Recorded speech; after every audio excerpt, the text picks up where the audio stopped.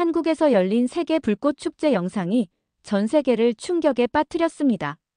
미국에서 축제는 언제나 위험을 도사리고 있는 공포의 현장이었죠.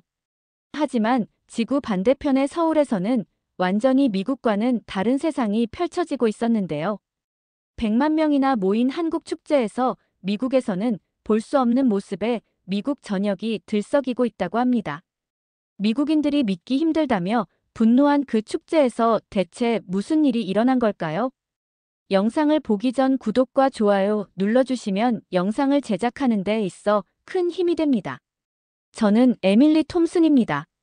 시카고 시청 도시안전국 팀장이죠. 15년째 군중 관리를 해왔어요. 2017년 라스베가스 총기 난사 사건 기억하시나요? 그 이후 미국 축제는 완전히 바뀌었습니다. 펜스가 쳐지고 검색대가 들어섰죠. 그 시스템을 만든 사람이 바로 접니다. 시카고 불꽃 축제는 매년 50만 명이 모여요. 제 보안 시스템 덕분에 사고는 단 한 건도 없었습니다. 업계에서는 성공 사례라고 칭찬했죠. 하지만 시민들은 달랐어요. 축제장이 감옥 같다는 불만이 쏟아졌습니다. 한 시민은 게시판에 이렇게 썼더군요. 불꽃놀이 보러 왔다가 공항 검색대 통과하는 기분이었다고요. 그래도 전 확신했습니다. 안전이 최우선이라고요. 자유보다 생명이 먼저잖아요. 그런데 지난 3월시 의회 청문회에서 제 확신이 흔들렸습니다. 야당 의원 한 명이 발언석에 섰어요. 서울에서는 100만 명이 모이는 불꽃 축제를 펜스도 없이 안전하게 치른다고 하더군요. 그러면서 저한테 물었죠. 톰슨 국장은 50만 명도 제대로 못 관리하면서 예산만 축낸다고요. 회의실이 술렁였습니다. 저는 즉시 반박했어요. 불가능하다고요. 통계적으로 말이 안 된다고 했죠. 100만 명이 모이면 반드시 사고가 납니다. 밀집 인파는 언제든 패닉 상태가 되거든요. 그게 제가 15년간 배운 전부였으니까요. 그날 밤 집에 돌아와서도 그 말이 머릿속을 떠나지 않았어요. 남편 데이비드는 소방관입니다. 20년 넘게 현장을 누빈 사람이죠. 저녁 식탁에서 제가 투덜거리자 데이비드가 조용히 말했어요. 한번 직접 가서 보는 게 어떠냐고요. 제가 발끈했죠. 내가 틀렸다는 거냐고 물었습니다. 데이비드는 고개를 저으며 말했어요. 틀릴 수도 있다는 걸 인정하는 게 용기라고요. 그 말이 가슴에 박혔습니다. 밤새 잠을 못 이루고 노트북을 켰어요. 서울 한강 불꽃 축제를 검색했죠. 영상들이 쏟아져 나왔습니다. 정말로 100만 명이 모여 있었어요. 그런데 펜스가 보이지 않았습니다. 무장경찰도 없었죠. 사람들은 돗자리를 깔고 앉아 웃고 있더군요. 다음 날 시청에 출근해서 휴가 신청서를 냈습니다. 개인 사유로 2주간 휴가를 낸다고 했어요. 동료들은 의아해했지만 묻지 않았죠. 저는 항공권을 예매했습니다. 서울행 편도 티켓이었어요. 돌아올 날짜는 정하지 않았습니다. 비행기 안에서 체크리스트를 작성했어요. 경찰 배치도를 확인할 겁니다. CCTV 밀도를 측정하고 비상 프로토콜을 파악할 거예요. 분명 숨겨진 경비가 있을 거라고 생각했습니다. 100만 명을 그냥 풀어놓을 리가 없잖아요. 창밖으로 태평양이 보였어요. 가슴이 두근거렸습니다. 불안과 기대가 뒤섞인 이상한 기분이었죠. 인천공항에 도착했습니다. 10월의 서울은 선선했어요. 호텔에 짐을 풀고 바로 여의나루역으로 향했죠. 불꽃 축제가 열리는 한강공원이 거기 있거든요. 지하철을 타고 가는데 이미 사람들이 가득했습니다. 돗자리 든 가족들, 치킨 박스 든 젊은이들이 보였어요. 역에 내리자마자 저는 긴장했습니다. 금속 탐지기가 있을 거라고 예상했거든요. 하지만 아무것도 없었어요. 대신 주황색 조끼 입은 대학생들이 웃으며 길을 안내하더군요. 저는 당황했습니다. 이게 뭐지? 강변에 도착했어요. 사람들이 정말 많았습니다. 하지만 이상했어요. 소음이 없었거든요. 뉴욕 타임스퀘어는 사람 목소리에 귀가 먹먹해지는데 여기는 달랐습니다. 사람들은 조용히 자리를 잡고 앉았어요. 통로는 자연스럽게 양쪽으로 비어 있었죠. 저는 카메라를 꺼내서 몰래 촬영하기 시작했습니다. 허점을 찾아야 했거든요. 그런데 계속 이상한 장면만 보였어요. 휠체어 탄 할머니가 지나가자 사람들이 자연스럽게 비켜섰습니다. 아무도 시키지 않았는데 말이죠. 유모차 끌고 오는 가족한테는 앉은 사람들이 자리를 양보했어요. 제 옆에 한국인 가족이 자리를 폈습니다. 40대 부부와 초등학생 남매였어요. 아이들이 신나서 뛰어다니더군요. 엄마가 조용히 말했죠. 다른 사람들 방해되니까 앉아 있으라고요. 아빠는 돗자리 위에 김밥을 펼쳤습니다. 그때였어요. 아빠가 저를 보더니 웃으며 말했습니다. 드세요. 같이 먹어요. 저는 깜짝 놀랐어요. 낯선 사람한테 음식을 주다니요? 미국에서는 상상도 못할 일입니다. 저는 손을 저으며 괜찮다고 했죠. 하지만 아이가 제 앞으로 김밥을 내밀었어요. 순수한 미소를 지으면서요. 저는 그 순간 뭐라고 말해야 할지 몰랐습니다. 15년간 저는 군중을 위험 요소로 봤거든요. 통제해야 할 대상이었죠. 그런데 이 사람들은 달랐습니다. 위협이 아니라 그냥 이웃이었어요. 저는 결국 김밥을 받았습니다. 고맙다고 말했죠. 김밥을 한 입 베어 물었어요. 맛있었습니다. 하지만 맛보다 더 이상한 게 있었어요. 제 가슴 속에서 뭔가 무너지는 느낌이었죠. 방어막 같은 게요. 저는 노트북을 꺼내서 체크리스트를 봤습니다. 경찰 배치도 확인, CCTV 밀도 측정, 비상 프로토콜 파악. 그런데 하나도 해당 사항이 없었어요. 주변을 둘러봤습니다. 무장경찰은 보이지 않았어요. 펜스도 없었죠. 검색대도 당연히 없었습니다. 대신 자원봉사자들이 웃으며 돌아다녔어요. 길 잃은 사람 안내하고 쓰레기 봉투 나눠주더군요. 저는 혼란스러웠습니다. 도대체 이게 어떻게 가능한 거죠? 해가 지기 시작했습니다. 사람들은 더 많아졌어요. 하지만 여전히 질서는 유지됐죠. 저는 카메라를 내려놓고 그냥 지켜봤습니다. 이건 시스템이 아니었어요. 뭔가 다른 거였죠. 문화라고 해야 할까요? 아니면 신뢰? 불꽃놀이 시작 1시간 전이었습니다. 사람들은 자리를 잡고 앉아 기다리고 있었죠. 저도 돗자리 한쪽에 앉아서 주변을 관찰했어요. 그때 제 앞에서 70대쯤 되는 할머니가 갑자기 소리쳤습니다. 민수야, 어디 갔어? 할머니 목소리에 패닉이 섞여 있었어요. 손자를 놓친 겁니다. 5살쯤 되는 남자아이였죠. 할머니는 주변을 두리번거리며 손자 이름을 불렀어요. 저는 즉시 일어났습니다. 15년 경력이 몸에 배어 있거든요. 주변 사람들한테 말했죠. 분산 수색 체계를 만들어야 한다고요. 하지만 언어가 문제였습니다. 제 영어를 알아듣는 사람이 별로 없었어요. 저는 손짓 발짓으로 설명하려 했죠. 이쪽으로 가보라고, 저쪽은 제가 볼 테니까요. 사람들은 고개를 갸우뚱했습니다. 저는 답답했어요. 그때 옆에 있던 20대 청년이 다가왔습니다. 자원봉사자 조끼를 입고 있었죠. 청년은 침착하게 스마트폰을 꺼냈어요. 앱을 실행하더군요.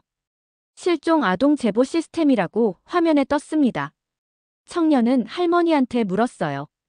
아이 사진 있으세요? 할머니가 떨리는 손으로 핸드폰을 꺼냈습니다. 손자 사진을 보여줬죠. 청년은 그 사진을 앱에 업로드했어요. 그리고 현재 위치를 전송했습니다. 몇 초 만에 끝났죠. 저는 멍하니 지켜봤어요. 이게 뭐지? 주변 사람들 핸드폰에서 알림음이 울렸습니다. 동시에요. 사람들이 핸드폰을 확인하더니 고개를 끄덕였어요. 그러고는 자연스럽게 일어나서 흩어졌습니다. 누가 시킨 것도 아닌데 말이죠. 강변 쪽으로 가는 사람, 화장실 쪽으로 가는 사람, 출구 쪽으로 가는 사람들이 나뉘어졌어요. 저는 충격받았습니다. 제가 15년간 만든 수색 체계보다 빨랐거든요. 시민들이 자발적으로 움직이고 있었어요. 통제가 아니라 협력이었죠. 청년은 할머니 옆에 앉아서 차분하게 말했습니다. 곧 찾을 거예요. 걱정 마세요. 5분쯤 지났을까요? 안내방송이 나왔습니다. 민수 어린이를 찾았다는 내용이었어요. 3번 출구 근처 음료수 판매대 앞에 있다고 했죠. 할머니가 벌떡 일어났습니다. 저도 따라갔어요. 그 과정을 보고 싶었거든요. 3번 출구에 도착하니 아이가 서 있었습니다. 자원봉사자 누나가 손잡고 있었죠. 아이는 울고 있지 않았어요. 누나가 사탕을 주면서 달래주고 있었습니다. 할머니가 달려가서 손자를 안았어요. 고맙다고 연신 말했죠. 저는 시계를 봤습니다. 10분이었어요. 아이가 실종된 지 정확히 10분 만에 찾은 겁니다. 미국 같았으면 30분은 걸렸을 거예요. 경찰 부르고 방송 협조 요청하고 수색조 편성하고요. 하지만 여기는 달랐습니다. 청년이 제 옆으로 왔어요. 영어로 물었죠. 놀라셨어요? 저는 고개를 끄덕였습니다. 청년이 웃으며 말했어요. 우리는 다 같이 살아야 하니까요. 시스템도 중요하지만 서로 돕는 게 더 중요하다고 했습니다. 저는 아무 말도 못했어요. 제 15년 경력이 한순간에 흔들렸거든요. 통제와 펜스로 안전을 만든다고 믿었는데 여기는 신뢰로 안전을 만들고 있었습니다. 저는 노트에 적었어요. 시스템보다 빠른 건 사람이다. 해가 완전히 졌습니다. 한강 위로 조명이 켜지기 시작했어요. 사람들은 돗자리 위에서 저녁을 먹고 있었죠. 저도 다시 자리로 돌아왔습니다. 아까 김밥을 나눠준 가족 옆자리였어요. 그런데 이번엔 옆에 다른 사람들이 자리를 폈습니다. 30대 회사원들이었어요. 4명이서 왔더군요. 치킨 박스를 펼치고 맥주를 따르고 있었죠. 냄새가 좋았습니다. 저는 슬쩍 쳐다봤어요. 그중 한 명이 저를 보더니 웃었습니다. 영어로 말했어요. 혹시 외국인이세요? 저는 고개를 끄덕였죠. 미국에서 왔다고 했습니다. 그러자 4명이 다 반가워하더군요. 와, 미국이요? 여기까지 어떻게 오셨어요? 저는 솔직하게 말했습니다. 한강 불꽃 축제가 궁금해서 왔다고요. 100만 명이 모이는데 어떻게 안전하게 치르는지 보고 싶었다고 했죠. 그랬더니 한 명이 웃으며 말했어요. 그럼 전문가시네요? 저는 어색하게 웃었습니다. 뭐 비슷하다고 했죠. 그러자 그들이 치킨을 권했어요. 같이 드세요. 저는 사양했습니다. 괜찮다고요. 하지만 그들은 이미 종이 접시에 치킨을 담아서 제 앞에 놓았어요. 맥주 캔도 하나 따서 줬죠. 저는 어쩔 수 없이 받았습니다. 고맙다고 말했어요. 치킨을 한 입 베어 물었죠. 바삭했습니다. 생각보다 맛있었어요. 그들이 물었습니다. 미국은 불꽃축제 어때요? 저는 잠시 망설였습니다. 뭐라고 설명해야 할까요? 펜스와 검색대와 무장경찰 이야기를 해야 하나? 저는 그냥 간단히 말했어요. 좀 엄격하다고요. 안전을 위해서 검사가 많다고 했죠. 한 명이 고개를 끄덕였습니다. 아, 그렇구나. 그러더니 조용히 말했어요. 여기도 예전엔 사고 있었어요. 이태원이라고 들어보셨어요? 저는 고개를 저었죠. 그가 설명했습니다. 몇 년 전 할로윈 축제에서 압사 사고가 있었다고요. 많은 사람이 다쳤다고 했습니다. 그 이후로 서울시가 완전히 바뀌었다고 하더군요. 시스템도 만들고 교육도 하고요. 하지만 가장 중요한 건 시민들이 배웠다는 거예요. 무슨 말이냐고 물었습니다. 그가 맥주를 한 모금 마시고 말했어요. 서로를 믿어야 다 같이 살아남는다는 걸요. 혼자 안전하려고 하면 다 위험해진다고 했습니다. 그래서 양보하고 배려하는 거라고요. 저는 가만히 듣고 있었습니다. 가슴이 뭉클했어요. 제가 15년간 만든 시스템은 시민을 통제했거든요. 위험 요소로 봤죠. 하지만 여기는 달랐습니다. 시민을 믿었어요. 다른 한 명이 웃으며 말했습니다. 그래도 완벽하진 않아요. 아직도 사고 날 뻔한 적 많거든요. 하지만 계속 배우는 중이라고 했죠. 실수하고 고치고 또 배우고요. 그게 중요한 거 아니겠냐고 물었습니다. 저는 고개를 끄덕였어요. 맞다고 했죠. 미국은 달랐습니다. 사고가 나면 책임 공방만 벌였거든요. 누구 잘못인지 따지느라 정작 시스템은 안 고쳤어요.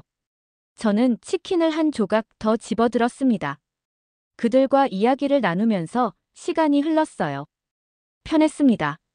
처음엔 낯선 사람들이었는데 이제는 친구 같았죠. 한 명이 물었어요. 오늘 불꽃놀이 보고 어떠셨어요? 만족스러우세요? 저는 웃었습니다. 아직 안 봤다고요. 그러자 모두가 웃었어요. 그럼 이제 곧 시작인데 같이 봐요. 저는 고개를 끄덕였죠. 네, 고맙습니다. 드디어 불꽃놀이가 시작됐습니다. 첫 번째는 이탈리아 팀이었어요. 하늘에 빨강, 초록, 하양 불꽃이 터졌죠. 이탈리아 국기 색깔이었습니다. 사람들이 환호했어요. 저도 모르게 카메라를 내려놓았습니다. 두 번째는 캐나다 팀이었죠. 단풍잎 모양 불꽃이 하늘을 가득 채웠어요. 음악과 딱 맞아떨어졌습니다. 옆에서 아이들이 와 소리를 지르더군요. 저는 그 모습을 보며 웃었습니다. 세 번째 한국팀 차례였습니다. 음악이 바뀌었어요. 웅장한 선율이 흘러나왔죠. 그때 한강대교 양쪽에서 동시에 불꽃이 올라갔습니다. 완벽한 대칭이었어요. 마치 거울을 보는 것 같았죠. 저는 숨이 멎었습니다. 100만 명이 동시에 소리를 질렀어요. 그 함성이 가슴을 흔들었습니다. 불꽃은 점점 더 화려해졌죠. 금색, 은색 불꽃이 쏟아져 내렸어요. 하늘이 온통 빛으로 물들었습니다. 음악이 절정에 달했습니다. 그때 피날레가 시작됐어요. 한강대교 전체에서 불꽃이 터졌습니다. 황금빛 폭포처럼 쏟아지더군요. 사람들은 일어서서 환호했어요. 저도 일어났습니다. 옆에 있던 할머니가 제 손을 잡았습니다. 아까 손자를 찾던 그 할머니였어요. 고맙다고 말했죠. 저는 고개를 저었습니다. 제가 뭘 했다고요? 할머니는 웃으며 말했어요. 같이 걱정해줘서 고맙다고요. 저는 그 순간 울컥했습니다. 눈물이 났어요. 15년간 저는 군중을 숫자로 봤거든요. 관리 대상이었죠. 하지만 여기서 저는 그냥 한 사람이었습니다. 100만 명 중 한 명이었어요. 불꽃은 계속 터졌습니다. 저는 스마트폰을 주머니에 넣었어요. 사진 찍지 않기로 했죠. 그냥 눈으로 보고 싶었습니다. 가슴으로 느끼고 싶었어요. 마지막 불꽃이 터졌습니다. 하늘 전체가 황금빛으로 물들었죠. 그리고 천천히 사라졌습니다. 어둠이 다시 내려앉았어요. 하지만 여우는 남아있었습니다. 사람들은 박수를 쳤어요. 환호성이 한강을 가득 메웠습니다. 저도 박수를 쳤죠. 옆에 있던 회사원들이 저를 보며 웃었어요. 어땠냐고 물었습니다. 저는 말했습니다. 믿을 수 없다고요. 정말 아름다웠다고 했죠. 그들이 웃으며 말했어요. 매년 와도 감동이라고요. 이게 바로 우리가 사는 이유라고 했습니다. 저는 고개를 끄덕였어요. 이해했습니다. 축제는 불꽃이 아니었어요. 함께하는 사람들이었죠. 서로를 믿고 배려하는 마음이었습니다. 그게 진짜 아름다운 거였어요. 불꽃놀이가 끝나고 사람들이 천천히 일어났습니다. 저도 일어서려는데 갑자기 앞에서 쿵 소리가 났어요. 50대 남성이 쓰러진 겁니다. 옆에 있던 부인이 비명을 질렀죠. 저는 즉시 달려갔습니다. 소방관 남편한테 배운 게 있거든요. 남성을 눕히고 호흡을 확인했어요. 없었습니다. 심정지였죠. 저는 119에 전화를 걸었습니다. 영어 상담원이 연결됐어요. 손을 남성 가슴에 올렸습니다. CPR을 시작했죠. 하나, 둘, 셋, 넷. 그런데 손이 떨렸어요. 오랜만이라 자신이 없었습니다. 제대로 하고 있는 건가 싶었죠. 그때 옆에서 누군가 무릎을 꿇었습니다. 20대 초반 여학생이었어요. 간호학과 학생이라고 말했죠. 교대하겠다고 했습니다. 저는 비켰어요. 여학생은 침착하게 CPR을 시작했습니다. 정확한 속도였어요.